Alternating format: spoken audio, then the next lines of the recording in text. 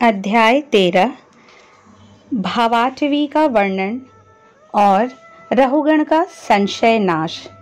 जड़ भरत ने कहा, राजन, यह जीव समूह सुख रूप धन में आसक्त देश देशांतर में घूम फिरकर व्यापार करने वाले व्यापारियों के दल के समान है। इसे माया ने दुस्तर प्रवृत्ति मार्ग में लगा दिया है, इसलिए इसकी दृष्टि सात्विक राजस तामस भेद से नाना प्रकार के कर्मों पर ही जाती है। उन कर्मों में भटकता भटकता यह संसार रूप जंगल में पहुंच जाता है। वहां इसे तनिक भी शांति नहीं मिलती। महाराज, उस जंगल में 6 डाकू हैं। इस वणिक समाज का नायक बड़ा दुष्ट है। उसके नेतृत्व में जब यह वहां पहुंचता है तब ये लुटेरे बलात् इसका सब माल मत्ता लूट लेते हैं तथा भेड़िए जिस प्रकार भेड़ों के झुंड में घुसकर उन्हें खींच ले जाते हैं, उसी प्रकार इसके साथ रहने वाले गीदड़ ही इसे असावधान देखकर इसके धन को इधर उधर खींचने लगते हैं। वह जंगल बहुत सी लता घास और झाड़ झंखाड़ के कारण बहुत दुर्गम हो रहा है। उसमें तीव्र डांस और मच्छर इसे चैन नहीं लेने देते। वहाँ इसे कभी तो गंधर्व नगर दिखने लगता है और कभी कभी चमचमाता हुआ अति चंचल अज्ञा बेताल आंखों के सामने आ जाता है। यह वणिक समुदाय इस वन में निवास स्थान जल और धन आदि में आसक्त होकर इधर उधर भटकता रहता है। कभी बवंडर से उठी हुई धूल के द्वारा जब सारी दिशाएं धूमाच्छादित सी हो जाती हैं और इसकी आंखों में भी धूल भर जाती है, तो इसे दिशाओं का भी ज्ञान नहीं रहता। कभी इसे दिखाई न देने वाले झिंगुरों का कर्णकटु शब्द सुनाई देता है, कभी उल्लुओं की बोली से इसका चित्त व्यथित हो जाता है, कभी इसे भूख सताने लगती है तो यह निंदनीय वृक्षों का ही सहारा टटोलने लगता है, और कभी प्यास से व्याकुल होकर मृग तृष्णा की ओर दौड़ लगाता है। कभी जलहीन नदियों की ओर जाता है, कभी अन्न न मिलने पर आपस में एक दूसरे से भोजन प्राप्ति की इच्छा करता है, कभी दावानल में घुसकर अग्नि से झुलस जाता है और कभी यक्ष लोग इसके प्राण खींचने लगते हैं तो यह खिन्न होने लगता है। कभी अपने से अधिक बलवान लोग इसका धन छीन लेते हैं तो यह दुखी होकर शोक और मोह से अचेत हो जाता है, और कभी गंधर्व नगर में पहुंचकर घड़ी भर के लिए सब दुख भूलकर खुशी मनाने लगता है। कभी पर्वतों पर चढ़ना चाहता है तो कांटे और कंकड़ों द्वारा पैर छलनी हो जाने से उदास हो जाता है। कुटुंब बहुत बढ़ जाता है और उदर पूर्ति का साधन नहीं होता तो भूख की ज्वाला से संतप्त होकर अपने ही बंधु बांधवों पर खींचने लगता है। कभी अजगर सर्प का ग्रास बनकर वन में फेंके हुए मुर्दे के समान पड़ा रहता है। उस समय उसे कोई सुध-बुध नहीं रहती। कभी दूसरे विषैले जंतु इसे काटने लगते हैं तो उनके विष के प्रभाव से अंधा होकर किसी अंधे कुएं में गिर पड़ता है और घोर दुखमय अंधकार में बेहोश पड़ा रहता है। कभी मधु खोजने लगता है तो मक्खियाँ इसके नाक में दम कर देती हैं और इसका सारा अभिमान नष्ट हो जाता है। यदि किसी प्रकार अनेकों कठिनाइयों का सामना करके वह मिल भी गया तो बलात् दूसरे लोग उसे छीन लेते हैं। कभी शीत घाम आंधी और वर्षा से अपनी रक्षा करने में असमर्थ हो जाता है। कभी आपस में थोड़ा बहुत व्यापार करता है तो धन के लोभ से दूसरों को धोखा देकर उनसे वैर ठान लेता है। कभी कभी उस संसार वन में इसका धन नष्ट हो जाता है तो इसके पास शैया आसन रहने के लिए स्थान और सैर सपाटे के लिए सवारी आदि भी नहीं रहते। तब दूसरों से याचना करता है। मांगने पर भी दूसरे से जब उसे अभिलषित वस्तु नहीं मिलती तब पराई वस्तुओं पर अनुचित दृष्टि रखने के कारण इसे बड़ा तिरस्कार सहना पड़ता है। इस प्रकार व्यवहारिक संबंध के कारण एक दूसरे से द्वेष भाव बढ़ जाने पर भी वह वणिक समूह आपस में विवाह आदि संबंध स्थापित करता है और फिर इस मार्ग में तरह तरह के कष्ट और धन क्षय आदि संकटों को भोगते भोगते मृतकवत हो जाता है। साथियों में से जो जो मरते जाते हैं उन्हें जहाँ का तहाँ छोड़कर नवीन उत्पन्न हुओं को साथ लिए वह बनिजारों का समूह बराबर आगे ही बढ़ता रहता है। वीरवर, उनमें से कोई भी प्राणी न तो आज तक वापस लौटा है और न किसी ने इस संकटपूर्ण मार्ग को पार करके परमानंदमय योग की ही शरण ली है। जिन्होंने बड़े बड़े दिक्पालों को जीत लिया है, वे धीर वीर पुरुष भी पृथ्वी में यह मेरी है ऐसा अभिमान करके आपस में वैर ठानकर संग्राम भूमि में जूझ जाते हैं, तो भी उन्हें भगवान विष्णु का वह अविनाशी पद नहीं मिलता जो वैरहीन परमहंसों को प्राप्त होता है।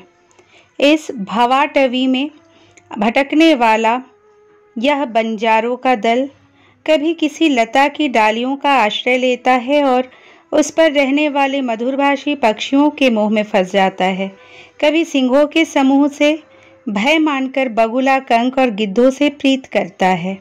जब उनसे धोखा उठाता है तब हंसों की पंक्ति में प्रवेश करना चाहता है, किंतु उसे उनका आचार नहीं सुहाता, इसलिए वानरों में मिलकर उनके जाति स्वभाव के अनुसार दाम्पत्य सुख में रत रहकर विषय भोगों से इंद्रियों को तृप्त करता रहता है और एक दूसरे का मुख देखते देखते अपनी आयु की अवधि को भूल जाता है। वहाँ वृक्षों में क्रीड़ा करता हुआ पुत्र और स्त्री के स्नेह पाश में बंध जाता है। इसमें मैथुन की वासना इतनी बढ़ जाती है कि तरह तरह के दुर्व्यवहारों से दीन होने पर भी यह विवश होकर अपने बंधन को तोड़ने का साहस नहीं कर सकता।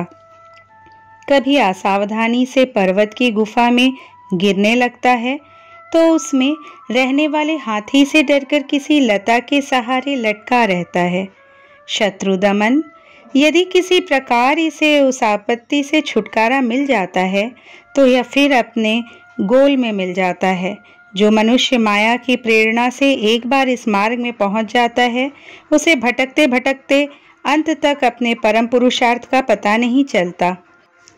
रहुगण, तुम भी इसी मार्ग में भटक रहे हो, इसलिए अब प्रजा को दंड देने का कार्य छोड़कर समस्त प्राणियों के सुहृद हो जाओ और विषयों में अनासक्त होकर भगवत सेवा से तीक्ष्ण किया हुआ ज्ञान रूप खड्ग लेकर इस मार्ग को पार कर लो।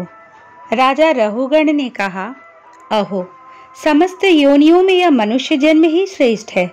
अन्य लोकों में प्राप्त होने वाले देवादि उत्कृष्ट जन्मों से भी क्या लाभ है, जहाँ भगवान ऋषिकेश के पवित्र यश से शुद्ध अंतःकरण वाले आप जैसे महात्माओं का अधिकाधिक समागम नहीं मिलता।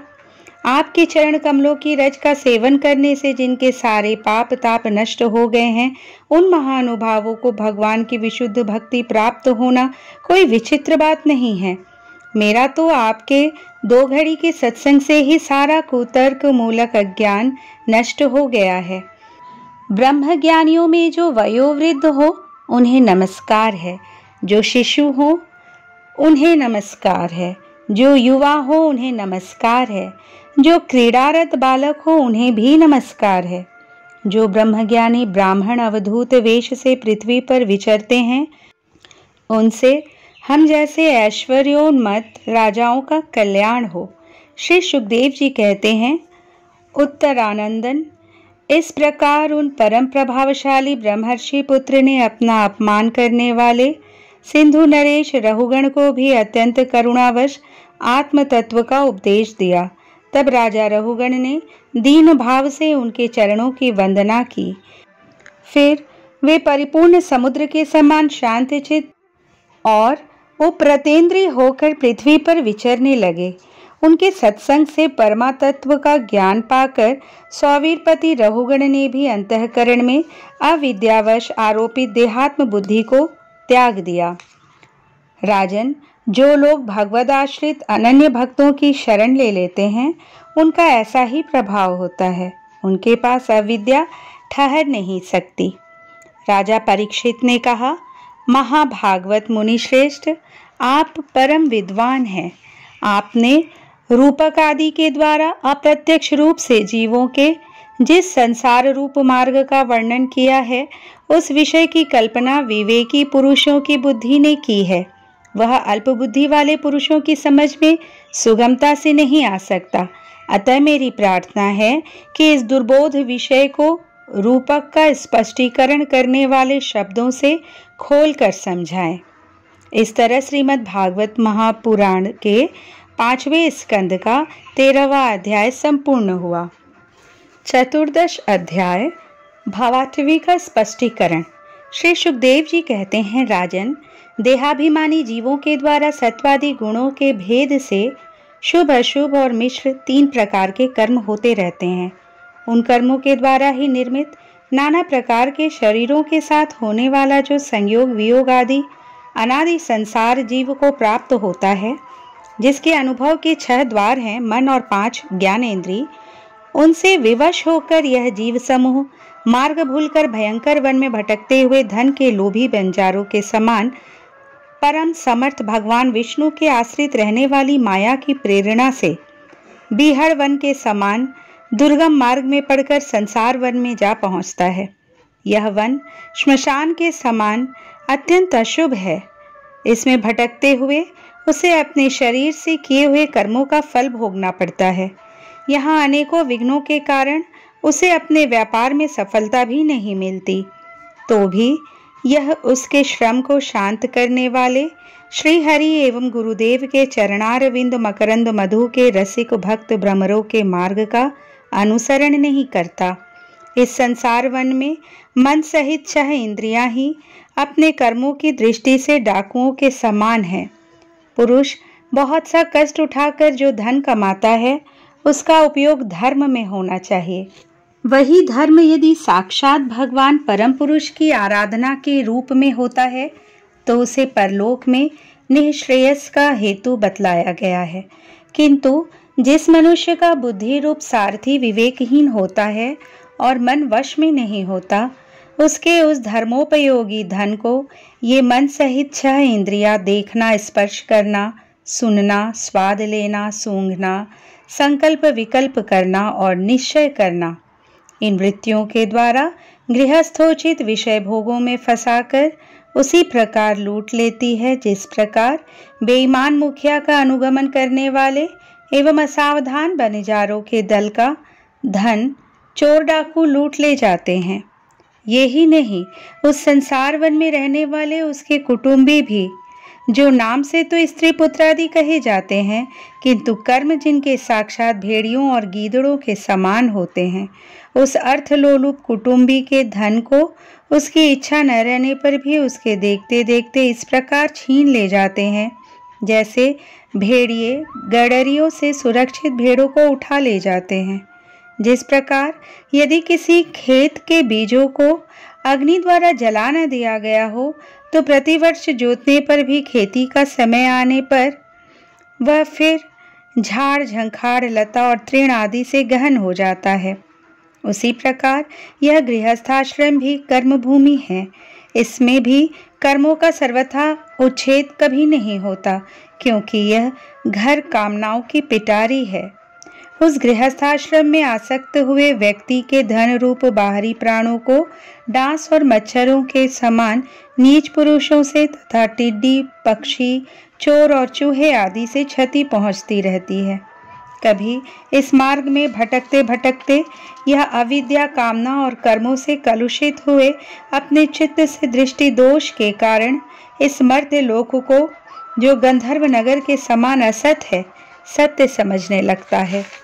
फिर खान पान और स्त्री प्रसंग आदि व्यसनों में फंसकर मृग तृष्णा के समान मिथ्या विषयों की ओर दौड़ने लगता है।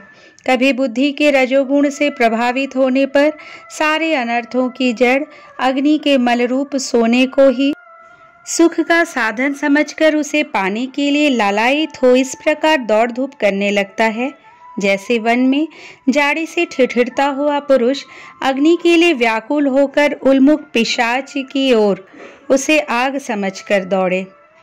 कभी इस शरीर को जीवित रखने वाले घर, अन्न, जल और धन आदि में अभिनिवेश करके इस संसारण्य में इधर उधर दौड़ धूप करता रहता है। कभी बवंडर के समान आंखों में धूल झोंक देने वाली स्त्री गोद में बैठा लेती है तो तत्काल रागांध सा होकर सत्पुरुषों की मर्यादा का भी विचार नहीं करता।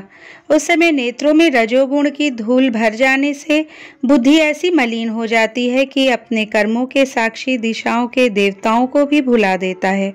कभी अपने आप ही एकाध बार विषयों का मिथ्यात्व जान लेने पर भी अनादिकाल से देह में आत्मबुद्धि रहने से विवेक बुद्धि नष्ट हो जाने के कारण उन मरुमरीचिका तुल्य विषयों की ओर ही फिर दौड़ने लगता है। कभी प्रत्यक्ष शब्द करने वाले उल्लू के समान शत्रुओं की और परोक्ष रूप से बोलने वाले झिंगुरों के समान राजा की अति कठोर एवं दिल को दहला देने वाली डरावनी डांट डपट से इसके कान और मन को बड़ी व्यथा होती है। पूर्व पुण्य क्षीण हो जाने पर यह जीवित ही मुर्दे के समान हो जाता है और जो कारस्कर एवं काकतुंड आदि जहरीले फलों वाले पाप वृक्षों इसी प्रकार की दूषित लताओं और विषैले कुओं के समान है तथा जिनका धन इस लोक और परलोक दोनों के ही काम में नहीं आता और जो जीते हुए भी मुर्दे के समान है, उन कृपण पुरुषों का आश्रय लेता है। कभी असत पुरुषों के संग से बुद्धि बिगड़ जाने के कारण सूखी नदी में गिरकर दुखी होने के समान इस लोक और परलोक में दुख देने वाले पाखंड में फंस जाता है। जब दूसरों को सताने से उसे अन्न भी नहीं मिलता, तब वह अपने सगे पिता पुत्रों को अथवा पिता या पुत्र आदि का एक तिनका भी जिनके पास देखता है उनको फाड़ खाने के लिए तैयार हो जाता है। कभी दावानल के समान प्रिय विषयों से शून्य एवं परिणाम में दुखमय घर में पहुंचता है तो वहां इष्टजनों के वियोग आदि से उसके शोक की आग भड़क उठती है। उससे संतप्त होकर वह बहुत ही खिन्न होने लगता है। कभी काल के समान भयंकर राजकुल रूप राक्षस इसके परम प्रिय धन रूप प्राणों को हर लेता है तो यह मरे हुए के समान निर्जीव हो जाता है। कभी मनोरथ के पदार्थों के समान अत्यंत असत पिता पितामह आदि संबंधों को सत्य समझकर उनके सहवास से स्वप्न के समान क्षणिक सुख का अनुभव करता है। गृहस्थाश्रम के लिए जिस कर्म विधि का महान विस्तार किया गया है उसका अनुष्ठान किसी पर्वत की कड़ी चढ़ाई के समान ही है। लोगों को उस ओर प्रवृत्त देखकर उनकी देखा देखी जब यह भी उसे पूरा करने का प्रयत्न करता है तब तरह तरह की कठिनाइयों से क्लेशित होकर कांटे और कंकड़ों से भरी भूमि में पहुंचे हुए व्यक्ति के समान दुखी हो जाता है। कभी पेट की असह्य ज्वाला से अधीर होकर अपने कुटुंब पर ही बिगड़ने लगता है। फिर जब निद्रा रूप अजगर के चंगुल में फंस जाता है तब अज्ञान रूप घोर अंधकार में डूबकर सूने वन में फेंके हुए मुर्दे के समान सोया पड़ा रहता है।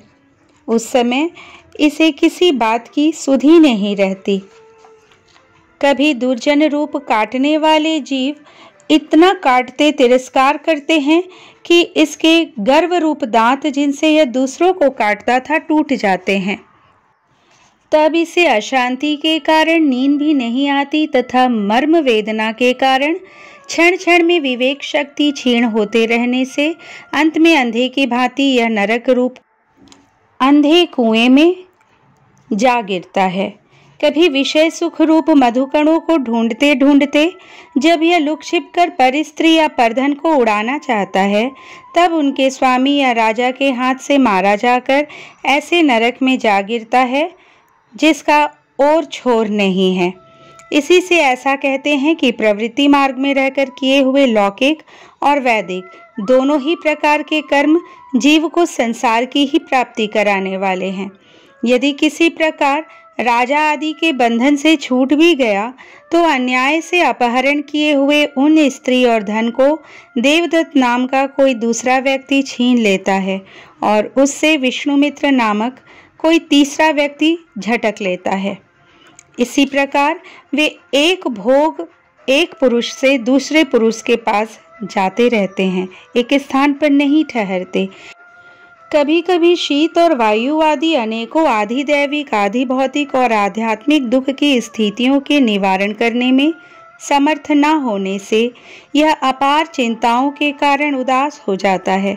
कभी परस्पर लेन देन का व्यवहार करते समय किसी दूसरे का थोड़ा सा दमड़ी भर अथवा इससे भी कम धन चुरा लेता है तो इस बेईमानी के कारण उससे वैर ठन जाता है। राजन, इस मार्ग में पूर्वोक्त विघ्नों के अतिरिक्त सुख दुख, राग द्वेष, भय, अभिमान, प्रमाद, उन्माद, शोक, मोह, लोभ, मात्सर्य, ईर्ष्या, अपमान, क्षुधा, पिपासा आदि व्याधि, जन्म, जरा और मृत्यु आदि और भी अनेकों विघ्न हैं। इस विघ्न बहुल मार्ग में इस प्रकार भटकता हुआ यह जीव किसी समय देव माया रूपिणी स्त्री के बाहुपाश में पड़कर विवेकहीन हो जाता है। तब उसी के लिए विहार भवन आदि बनवाने की चिंता में ग्रस्त रहता है तथा उसी के आश्रित रहने वाले पुत्र पुत्री और अन्यान्य स्त्रियों के मीठे मीठे बोल, चितवन और चेष्टाओं में आसक्त होकर उन्हीं में चित्त फंस जाने से वह इंद्रियों का दास अपार अंधकारमय नरकों में गिरता है। कालचक्र साक्षात भगवान विष्णु का आयुध है।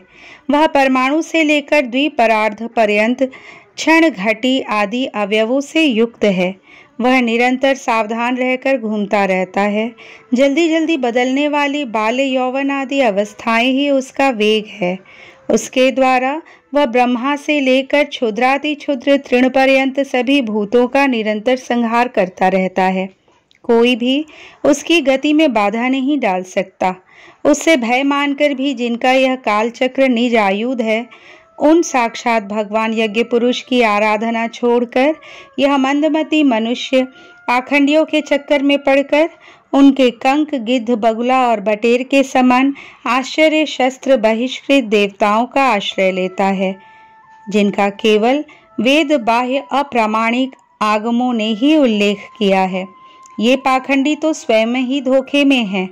जब यह भी उनकी ठगाई में आकर दुखी होता है तब ब्राह्मणों की शरण लेता है, किंतु उपनयन संस्कार के अनंतर श्रौत स्मार्त कर्मों से भगवान यज्ञ पुरुष की आराधना करना आदि जो उनका शास्त्रोक्त आचार है वह इसे अच्छा नहीं लगता। इसलिए वेदोक्त आचार के अनुकूल अपने में शुद्धि न होने के कारण यह कर्म शून्य शूद्र कुल में प्रवेश करता है, जिसका स्वभाव वानरों के समान केवल कुटुंब पोषण और स्त्री सेवन करना ही है। वहाँ बिना रोक टोक स्वच्छंद विहार करने से इसकी बुद्धि अत्यंत दीन हो जाती है और एक दूसरे का मुख देखना आदि विषय भोगों में फंसकर इसे अपने मृत्यु काल का भी स्मरण नहीं होता है। वृक्षों के समान जिनका लौकिक सुख ही फल है, उन घरों में ही सुख मानकर वानरों की भांति स्त्री पुत्रादि में आसक्त होकर यह अपना सारा समय मैथुनादि विषय भोगों में ही बिता देता है।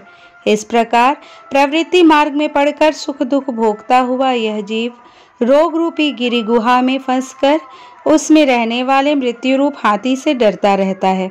कभी कभी शीत, वायु आदि अनेक प्रकार के आधि दैविक, आधि भौतिक और आध्यात्मिक दुखों की निवृत्ति करने में जब असफल हो जाता है, तब उस समय अपार विषयों की चिंता से यह खिन्न हो उठता है। कभी आपस में क्रय विक्रय आदि व्यापार करने पर बहुत कंजूसी करने से इसे थोड़ा सा धन हाथ लग जाता है। कभी धन नष्ट हो जाने से जब इसके पास सोने बैठने और खाने आदि की भी कोई सामग्री नहीं रहती, तब अपने अभीष्ट भोग न मिलने से यह उन्हें चोरी आदि बुरे उपायों से पाने का निश्चय करता है। इससे इसे जहाँ तहाँ दूसरों के हाथ से बहुत अपमानित होना पड़ता है। इस प्रकार धन की आसक्ति से परस्पर वैर भाव बढ़ जाने पर भी यह अपनी पूर्व वासनाओं से विवश होकर आपस में विवाह आदि संबंध करता और छोड़ता रहता है। इस संसार मार्ग में चलने वाला यह जीव अनेक प्रकार के क्लेश और विघ्न बाधाओं से बाधित होने पर भी मार्ग में जिस पर जहाँ आपत्ति आती है अथवा जो कोई मर जाता है उसे जहाँ कहा तहाँ छोड़ देता है तथा नए जन्मे हुओं को साथ लगाता है। कभी किसी के लिए शोक करता है, कभी किसी का दुख देखकर मूर्छित हो जाता है, किसी के वियोग होने की आशंका से भयभीत हो उठता है, किसी से झगड़ने लगता है, कोई आपत्ति आती है तो रोने चिल्लाने लगता है, कहीं कोई मन के अनुकूल बात हो गई है तो प्रसन्नता के मारे फूला नहीं समाता, कभी गाने लगता है और कभी उन्हीं के लिए बंधने में भी नहीं हिचकता। साधु जन इसके पास कभी नहीं आते, यह साधु संग से सदा वंचित रहता है। इस प्रकार यह निरंतर आगे ही बढ़ रहा है। जहाँ से इसकी यात्रा आरंभ हुई है और जिसे इस मार्ग की अंतिम अवधि कहते हैं, उस परमात्मा के पास यह अभी तक नहीं लौटा है। परमात्मा तक तो योग शास्त्र की भी गति नहीं है। जिन्होंने सब प्रकार के दंड का त्याग कर दिया है, वे निवृत्ति परायण संयतात्मा मुनिजन ही उसे प्राप्त कर पाते हैं। जो दिग्गजों को जीतने वाले और बड़े बड़े यज्ञों का अनुष्ठान करने वाले राजर्षि हैं, उनकी भी वहां तक गति नहीं है। वे संग्राम भूमि में शत्रुओं का सामना करके केवल प्राण परित्याग ही करते हैं तथा जिसमें यह मेरी है ऐसा अभिमान करके वैर ठाना था, उस पृथ्वी में ही अपना शरीर छोड़कर स्वयं परलोक को चले जाते हैं। इस संसार से वे भी पार नहीं होते। अपने पुण्य कर्म रूप लता का आश्रय लेकर यदि किसी प्रकार यह जीव इन आपत्तियों से अथवा नरक से छुटकारा पा भी जाता है, तो फिर इसी प्रकार संसार मार्ग में भटकता हुआ इस जन समुदाय में मिल जाता है। यही दशा स्वर्ग आदि ऊर्ध्व लोकों में जाने वाली की भी है। राजन, राजर्षि भरत के विषय में पंडित जन ऐसा कहते हैं, जैसे गरुड़ जी की होड़ कोई मक्खी नहीं कर सकती, उसी प्रकार राजर्षि महात्मा भरत के मार्ग का कोई अन्य राजा मन से भी अनुसरण नहीं कर सकता। उन्होंने पुण्य कीर्ति श्री हरि में अनुरक्त होकर अति मनोरम स्त्री पुत्र मित्र और राजा आदि को युवावस्था में ही विष्ठा के समान त्याग दिया था। दूसरों के लिए तो इन्हें त्यागना बहुत ही कठिन है। उन्होंने अति दुस्तज पृथ्वी पुत्र स्वजन संपत्ति और स्त्री का तथा जिसके लिए बड़े बड़े देवता भी लालायित रहते हैं, किंतु जो स्वयं उनकी दया दृष्टि के लिए उन पर दृष्टिपात करती रहती थी, उस लक्ष्मी की भी लेश मात्र इच्छा नहीं की। यह सब उनके लिए उचित ही था, क्योंकि जिन महानुभावों का चित्त भगवान मधुसूदन की सेवा में अनुरक्त हो गया है, उनकी दृष्टि में मोक्ष पद भी अत्यंत तुच्छ है। उन्होंने मृग शरीर छोड़ने की इच्छा होने पर उच्च स्वर से कहा था कि धर्म की रक्षा करने वाले, धर्मानुष्ठान में निपुण, योग गम्य, सांख्य के प्रतिपाद्य, प्रकृति के अधीश्वर, यज्ञ मूर्ति, सर्वांतर्यामी श्री हरि को नमस्कार है। राजन, राजर्षि भरत के पवित्र गुण और कर्मों की भक्तजन भी प्रशंसा करते हैं। उनका यह चरित्र बड़ा कल्याणकारी, आयु और धन की वृद्धि करने वाला, लोक में सुयश बढ़ाने वाला और अंत में स्वर्ग तथा मोक्ष की प्राप्ति कराने वाला है। जो पुरुष इसे सुनता है या सुनाता है और इसका अभिनंदन करता है, उसकी सारी कामनाएं स्वयं ही पूर्ण हो जाती है। दूसरों से उसे कुछ भी नहीं मांगना पड़ता। इस तरह श्रीमद् भागवत महापुराण के पंचम स्कंद का 14वां अध्याय संपूर्ण हुआ।